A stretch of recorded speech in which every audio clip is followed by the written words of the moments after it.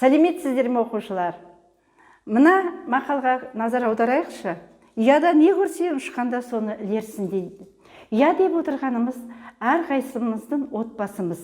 Отбасындағы тәрбиенің орны бөлек. Отбасы барша адамзатқа ең жақын, ең қасиетті ұғым. Адам ең алғаш шыр етіп дүниеге келген сәттен бастап отбасының тәрбиесін алады. Олай болса, оқушылар, өз ұясынан, яғни өз отбасынан тәрбие алып шыққан Бауыржан Момышұлы өзінің «Ұшқан ұя» повесін жазған болатын. Бүгінгі жаңа сабағымыздың тақырыбы Бауыржан Момышұлының «Ұшқан ұя» повесі. Бұл шығармада жазушының балалық шағы, өскен тәрбие алған ортасы суреттеледі. «Ұшқан ұя» шығармасы жазушының шеберлігін танытқан алғашқы шығармасы. Бүгінгі сабақта әдеби шығарманың жанрына байланысты сюжеттік желілерін эпилог, прологтарда анықтаймыз. Бауыржан Момышұлының өмірбаянына қысқаша шолу жасайтын болсақ, 1910 жылы Жамбыл облысы Жуалы ауданында дүниеге келген. Кеңес одағының батыры, Ұлы Отан соғысының даңқты жауынгері, әскери қолбасшы, жазушы, бірнеше орден медальдармен марапатталған. 1990 жылы Нұрсұлтан Әбішұлы Назарбаевтың ұсынысы бойынша Кеңес одағының батыры атағы беріледі. Осы атақ берілген кезде Назарбаев «Бауыржан жұлдызды болған күн, қазақтың жұлдызы жанған күн» деп толған айтқан. Ел тәуелсіздік алғаннан кейін Қазақстан Республикасының тұңғыш президенті Назарбаевтың жарлығымен халық қаһарманы атағы беріледі. «Ұшқан ұя» повесі 1976 жылы мемлекеттік сыйлыққа ие болған.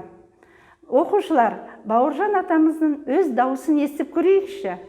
Белуардан қан кешті, қылда жүріп, көз жасымызды көл өттік.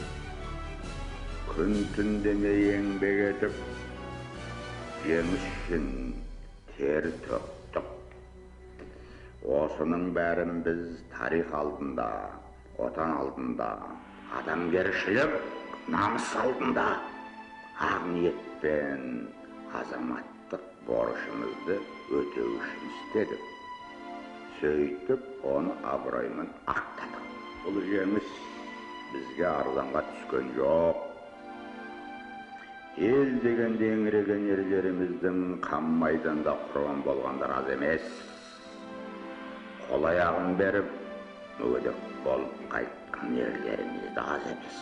Ұлы отан, туған елім, туған жерім, Ұлы Отан соғысының жалынына шарпылмаған біздің елде бірде-бір семей жоқ. Соғыс қайғысы, соғыс мұңы әрқайсымыздың басымызда болады. Солдаттың сағынышы, ата-ананың қайғысы, жардың мұңы, жетім-жесірдің көз жасы әрқайсымыздың басымыздан өтті. Мен өзім 40 жыл қырғында тірі қалған жандардың бірімін. Сол сұрапыл қырғын соғыста еліміздің талай саңлақ батырларының, ақылды ерлерінің қаза тапқанын мен өзім көзімменен қан майдан көрген. Менен артық, менен батыр, менен ақылды жігіттер өліп кеткен көзіммен көрген. Олардың имандары жолдас болсын. Олар ұлы отанымыздың тәуелсіздік үшін жан, тән аямастан соғысты, тәуелсіздік үшін жан тәсіл етті. Имандары жолдас болсын. Шығарма мазмұнына қысқаша тоқталып өтетін болсақ, бұл шығармада жазушының балалық шағы, өскен, тәрбие алған ортасы суреттеледі. «Ұшқан ұя» шығармасы жазушының шеберлігін танытқан алғашқы шығарма. «Ұшқан ұя» повесіндегі уақыт кезеңі кеңес өкіметі қалыптасуының алғашқы жылдары. Шығармаға автордың балалық шағы арқау болған.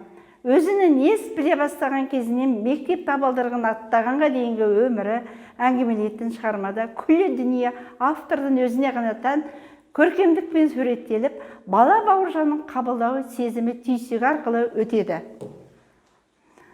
Қалың халық ортасында қарапайым отбасында дүниеге келген Бауыржан жастай анасынан жетім қалып, әжесінің қолында тәрбиеленеді. Бауыржанның алдымен тұлға ретінде қалыптасу үшін әсер еткен басты фактор өзінің түлеп ұшқан ұясы. Сондықтан да жазушы өз отбасын әр қырынан танытуда көркем шеберлік танытқан. Бауыржанның әкесі Момыш, немере ағасы Момынқұл, әпкелері Ғалия, Әлимандар да өзіндік ерекшеліктермен айрықша дараланады. Жалпы көрген, куә болған, есте қалған оқиғалары арқылы сол кезеңдегі әлеуметтік қоғамды суреттеу автордың шығарманы жазудағы басты мақсаты болған. Бұл шығарма тек ғұмырнамалық роман деп емес, қазақ халқының этнографиялық шығармасы деп атауға толық негізі бар. Шығармада қазақ ауылының көрінісі, салт дәстүрі, өмірлік ұстанымдары, дүниеге көзқарасы кеңінен бейнеленеді. Оқушылар, Бауыржан Момышұлының «Ұшқан ұя» повесі негізінде түсірілген бейне материалға назар аударайық. Батыр Баукең біздің кейде өткенді еске алсақ болды, тұтас тұлға іздеп, бүтін бір жүйелі оқиға іздеп, кесек-кесек кереметтерді іздеуге ерекше мән бере қарайтынымыз бар. Дәл осы өлшем балғын кезге келе бермейді. Өйткені бала жүрегі, бала көңілі, бала ойы, алғашқы көргенің, алғашқы сезгенің, алғашқы тұшынғаның қаз қалпында, тұнық күйінде болмысына үйтіп алады да, сол қалпында сақтай біледі дейді. Сол себепті автор «Ұшқан ұяны» жазғанда сәби кездегі қызық пен қуаныштың елестерін, балалық шақтың әсерін айна қатесіз беруді көксейді. Оқушылар, повестің мазмұнына қысқаша тоқталып өттік. Ендеше ұяда діни тәрбие алған Бауыржан атамыз, мен де адамын жаралған сүйек еттен, менде жан бар, менде де бар жан тебіренткен. Халқымның қарапайым бір ұлымын, жанымды арым үшін құрбан еткен деген жауынгер жазушының іс-әрекеті үлгі мен тағылымға толы. Олай болса, оқушылар, біз «Ұшқан ұя» повесінің мазмұнымен қысқаша танысып өттік.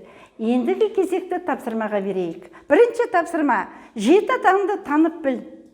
Бұл жерде өз 7 аталарың мен 7 ұрпақты санамалап жазып шығасыңдар.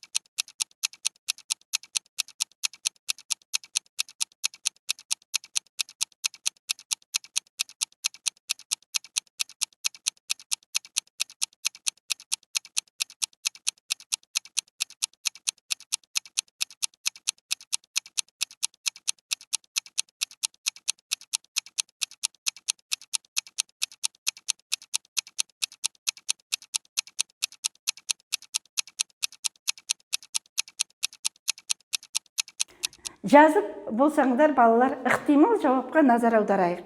7 ата бір кісіден тараған аталас қауым. Бала 7 атасын білуі керек. Олай болатын болса, 7 ата – бала, әке, ата, арғы ата, тек ата, түп ата, баба. 7 ұрпақ – әке, бала, немере, шөбере, шөпшек, немене, туажат. Келесі балалар, екінші тапсырмаға назар аударайық. Баталы құл арымас. Имаш бабаның батасы Бауыржанға берген. Мына жерге осы берілген батаның мағынасын жазып шығамыз бір-бір сөзбен.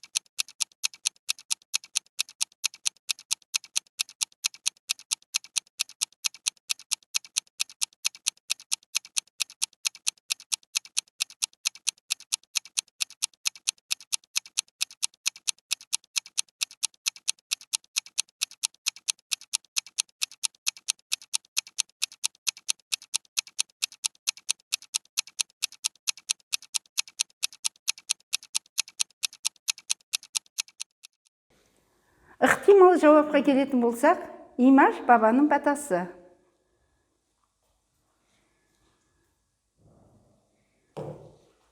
Оқушылар, біздің сабағымыздың мақсаты әдеби шығарманың жанрына байланысты сюжетті желілерін эпилог прологтарда анықтау болатын. Біз бүгінгі сабағымызда мақсатқа жеттік деп ойлаймын. Ендеше балалар, өз елінің бағасын білген адам ғана басқа елді қадірлей алады деген сөзді өмірінің қағидасы еткен жауынгер жазушы әлеміне және Ұшқан ия повесінің мазмұнымен таныстық. Олай болса, сабағымның соңын Бауыржан Момышұлының мынандай бір керемет сөзімен аяқтағым келіп отыр.